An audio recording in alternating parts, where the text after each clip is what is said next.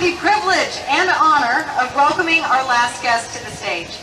It's likely that you guys are all familiar with her and her work, and I suspect that many of you are pretty excited that she chose to be here with us today. Now, Eric may geek out over Dr. Pamela Gay. I geek out over Crystal Quade.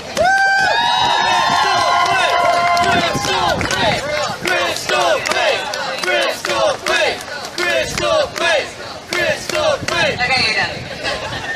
Thank you guys so much for sticking around. This is amazing. But when the news was here, they asked me how I thought about today and the attendance that we had, and the fact that you all are still standing here in this weather is a testament to how important what we're doing today is. So I just want to say thank you for that.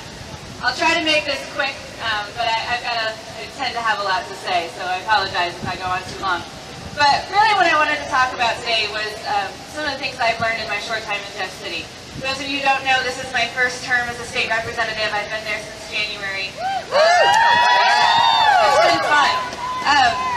But probably the most striking thing that I have learned since I've been there is more of a confirmation. And that is the lack of perspective we have making laws for the state of Missouri.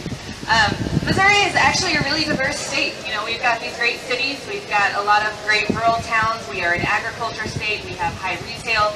Biosciences is a huge industry in the state of Missouri. And unfortunately, those folks who are elected officials don't represent the diversity that the state of Missouri has. You know, many of you may know that I am a social worker. And the reason I went to Jeff City was because I didn't think we had enough people who understood poverty and the issues that we're facing, a lot of the folks in my district, making laws that affect them. And unfortunately, science is even worse off than our social services world in terms of those folks who are making laws. You know, when we start discussing things like poverty in Jeff City or healthcare, or things that I know about, I can go on all day long and talk till I'm blue in the face about the things that I understand. But when we start talking about ag or things that deal with the science industry, of course I don't know that. That's not my area of expertise. And unfortunately, it's really nobody else's either. And so what's crazy frustrating for me is everything that comes across my desk has to do with science in some form or fashion. And I think that too many people don't understand, as you all in this crowd know, that everything we do has to do with science in some way. And the lack of understanding of that is extremely frustrating, especially when it comes to those folks making laws.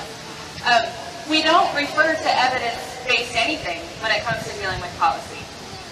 Data has become a dirty word in Jeff City and at the federal level, as you all well know. And it's becoming unfortunate. And so when I was asked to be here today, I definitely said yes without hesitation, because I am asking you, as I have asked at the Women's March and everywhere else that I go, to be representative in the process. Because there are too many people who don't understand the reality of science and how it affects everything we do, who are deciding what we do every single day. I had a discussion on the floor on Thursday, not during the debate, but just kind of on a sidebar with another representative when we were discussing women's health care and a bill that we were debating. And I'm not going to get in the weeds of what that legislation was, but I had to have a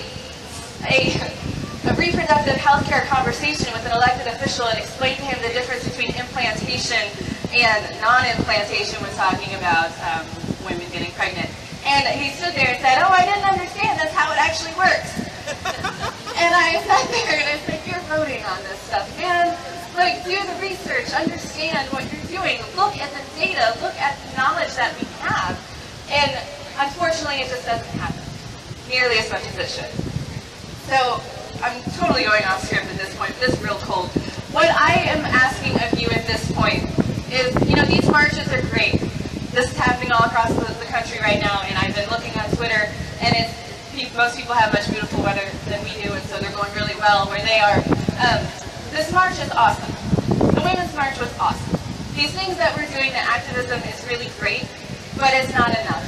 The next step after this is where it really matters. And I appreciate you all standing out here in this freezing cold because what you're doing now matters, but the next step matters more. We need you, and particularly, and I'm going to be selfish for a second, in Jefferson City, I need you to show up. I need you to make the phone calls to your elected officials and say, hey, what you're getting ready to vote on, there's a whole lot of data that backs up what the decision you're making is wrong. And let me tell you why. We need you to show up in committees and testify and bring the data with you and talk about it.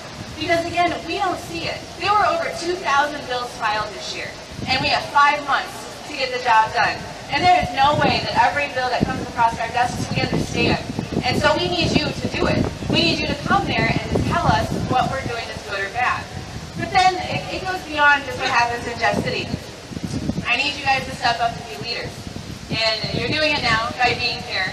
But the conversation of science and evidence-based policy goes well beyond Jefferson City. It has to happen at our PTAs.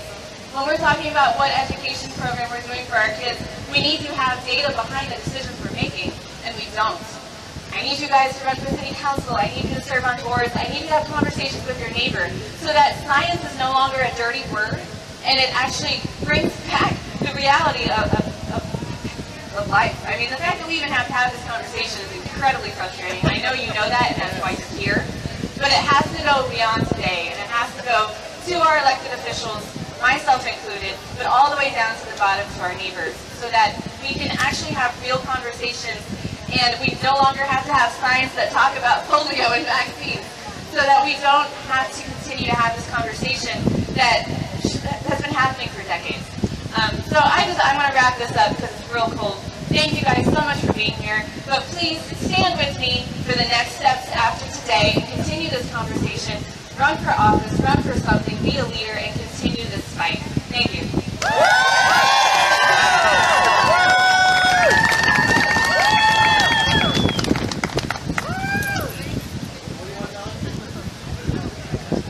You don't want to tell Crystal anything? We love you. Thank you so much, Crystal.